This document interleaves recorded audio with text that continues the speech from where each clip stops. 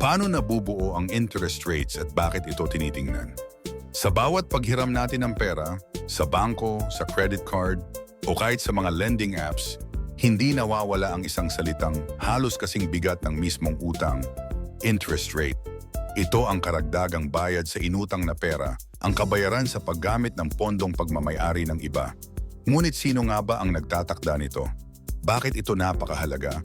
At paano nito naaapektuhan ang presyo ng bilihin, negosyo, trabaho at takbo ng buong ekonomiya? Sa dokumentaryong ito, sisilip tayo sa loob ng makinaryang nagbibigay buhay sa bawat ekonomiya, ang mekanismo ng interest rates. Pag-uusapan natin kung paano ito nabubuo, sino ang may impluwensya rito at bakit nakatutok dito ang buong mundo. Ano ba talaga ang interest rate? Ang interest rate ay ang porsyento o tubo na idinadagdag sa perang hiniram o ininvest. Kapag mas mataas ang interest rate, mas mahal manghiram ng pera. Kapag mababa naman ito, mas mura at mas madaling umutang. Parang tubig sa ekonomiya ang pera. Kapag mababa ang interest, malakas ang agos dahil lahat ay gustong manghiram. Kapag mataas, bumabagal ang agos dahil nagiging mahal ang umutang. Ngunit paano ito nabubuo?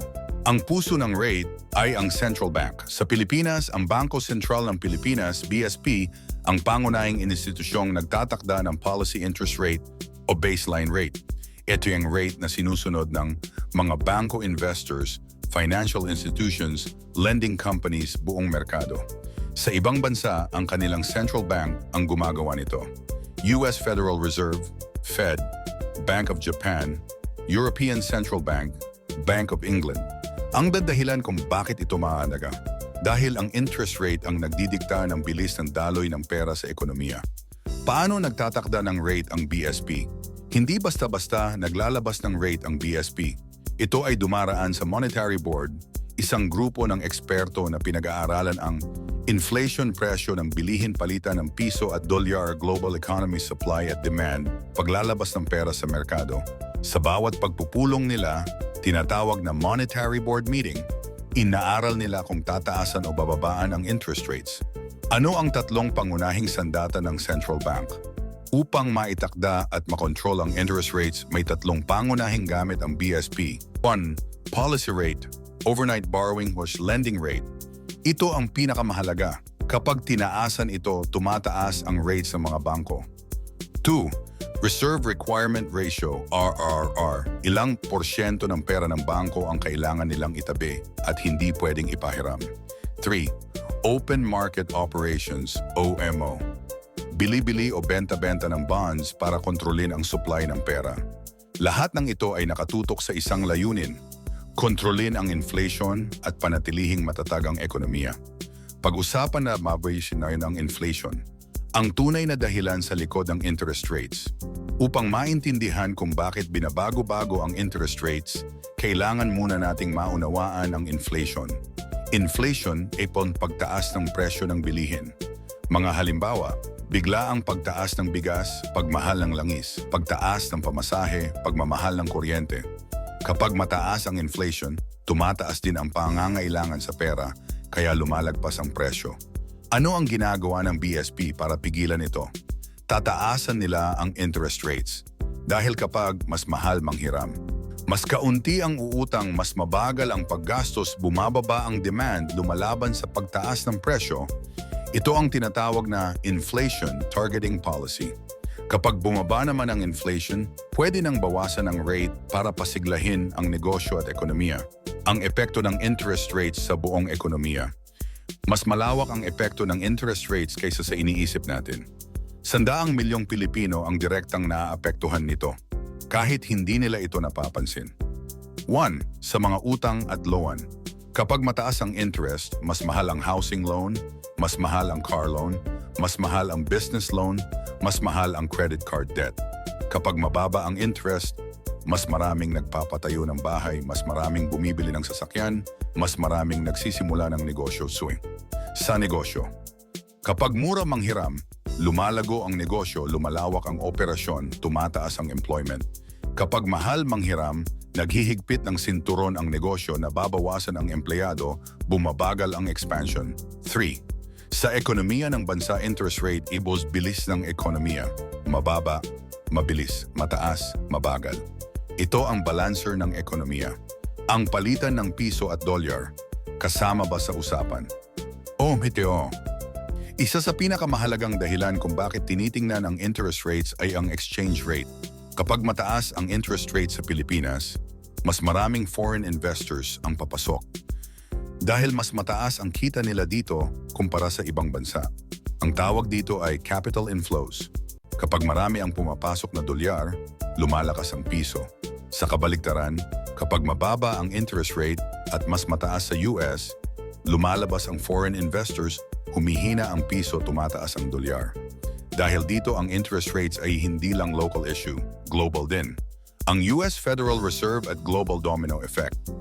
Bagamat ang BSP ang namamahala sa atin, hindi maikakailang may mas malaking boss ang mundo, ang US Federal Reserve. Kapag tinaasan ng US ang interest rate, lumalabas ang pera sa Asia, bumabagsak ang mga currency, humihina ang piso, nagmamahal ang dolyar. Parang domino effect. Dahil ang dolyar ay safe haven currency ginagamit sa international trade, pinakamalaking base ng international reserves. Kaya kahit ang Pilipinas ay may sariling polisiya, kailangan pa rin nating umiwas sa pagod na hatid ng pandaigdigang ekonomiya. Market sentiment, ang hindi nakikitang puwersa. Hindi lang numero at statistics ang nagtatakda ng interest rate. Minsan, ang pinakamakapangyarihang puwersa ay emosyon, takot, at kumpiyansa ng merkado.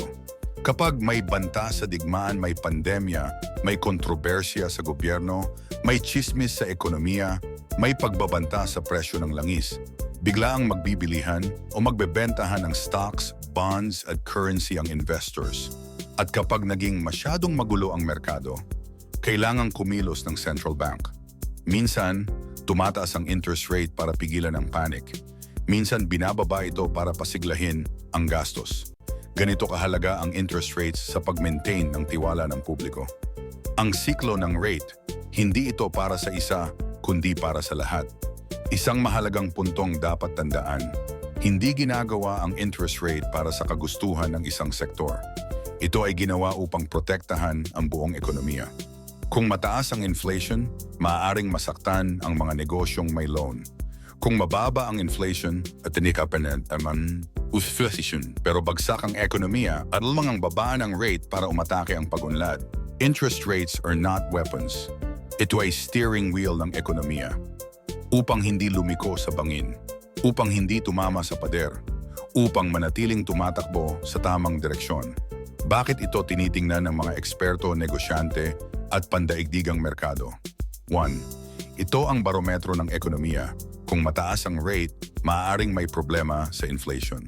2. Nagpapakita ito ng kumpiyansa ng Bangko Sentral. Kapag hindi nagtaas habang mataas ang presyo, mawawala ng tiwala ang merkado. 3. Nagdidikta ito ng galaw ng piso. Piso versus dollar, konektado sa interest rates. 4. Naaapektuhan nito ang negosyo at trabaho. Loans, investments, expansion, lahat apektado. 5. Naglalarawan ito ng kalusugan ng bansa.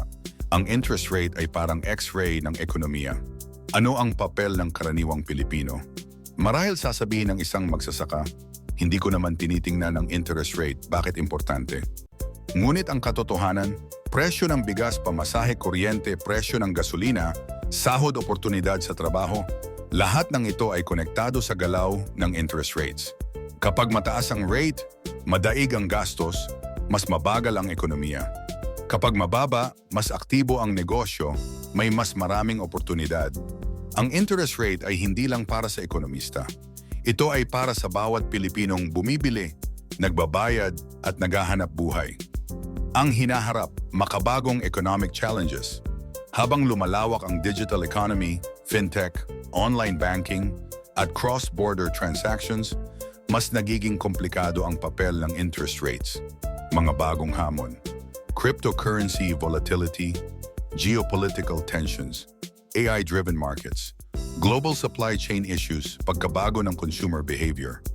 Sa mundong mas mabilis kaysa dati, kailangang mas maging maliksi ang central banking at mas makapangyarihan ang interest rate decisions. Bakit ang interest rate ay puso ng ekonomiya? Sa huli, ang interest rate ay hindi lang numero sa spreadsheet. Hindi ito simpleng porsyento na idinadagdag sa loan. Ito ay pulso ng ekonomiya, hudyat ng lakas o hina ng bansa, gabay sa negosyo protection laban sa inflation sandata kontra pagbulusok ng presyo direksyon ng paglalakbay ng ekonomiya. Kaya ito tinitingnan ng gobyerno, ng negosyante, ng ekonomista at dapat ay pati ng mga mamamayan. Dahil ang interest rate ay kwento ng ating bansa. Kung gaano katatag ang ating ekonomiya, gaano katibay ang ating pera, at gaano kahanda ang Pilipinas sa mga hamon ng nagbabagong mundo.